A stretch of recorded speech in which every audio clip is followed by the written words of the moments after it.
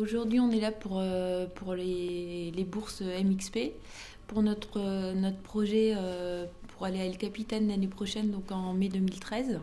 Donc avec Marion qui est là, Liv et Nicolas Potard. Est-ce que tu peux revenir alors un peu sur ton expérience de montagne et pourquoi aujourd'hui tu es là? En fait, moi je viens de Belgique.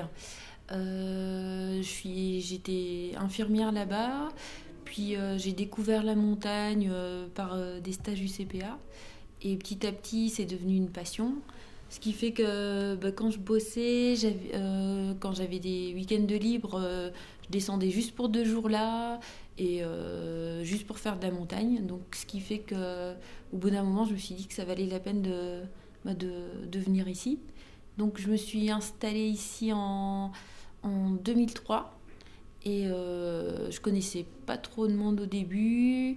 Puis en 2003, j'ai pu aller à la Walker parce qu'il y avait des bonnes conditions. Puis après, j'ai continué. Je suis allée au Pits Badil, à l'Inominat. Après, je suis allée j'ai fait l'intégrale de Petré. Enfin, j'ai fait plein, plein de courses. J'ai surtout rencontré plein de compagnons de cordée géniaux. Ça a été enfin, ça m'a donné. C'est une réserve d'émotions superbe, quoi.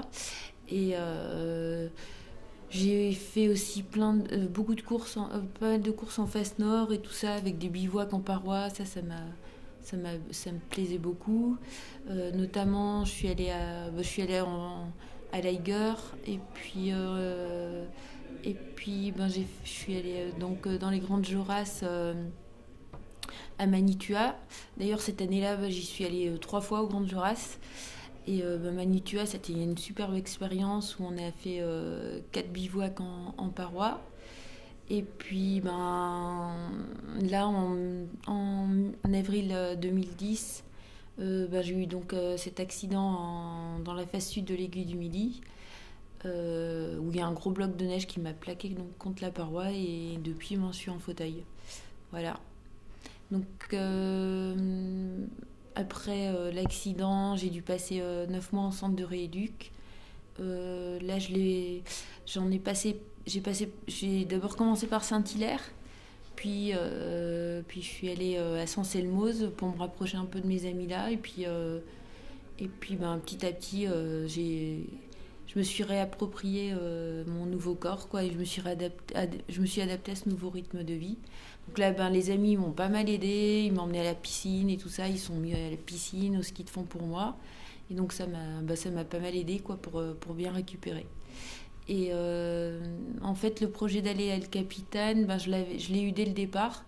C'est des amis qui m'en ont parlé.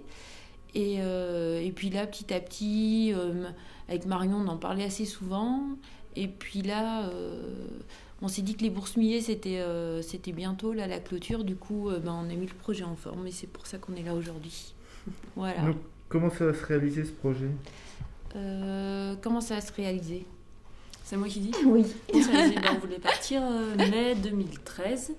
Prendre l'avion, Genève-San Francisco, aller jusqu'au parc du Yosemite, Californie. Là, il y aura Nicolas Potard qui sera avec nous, et puis Liv Sansoz.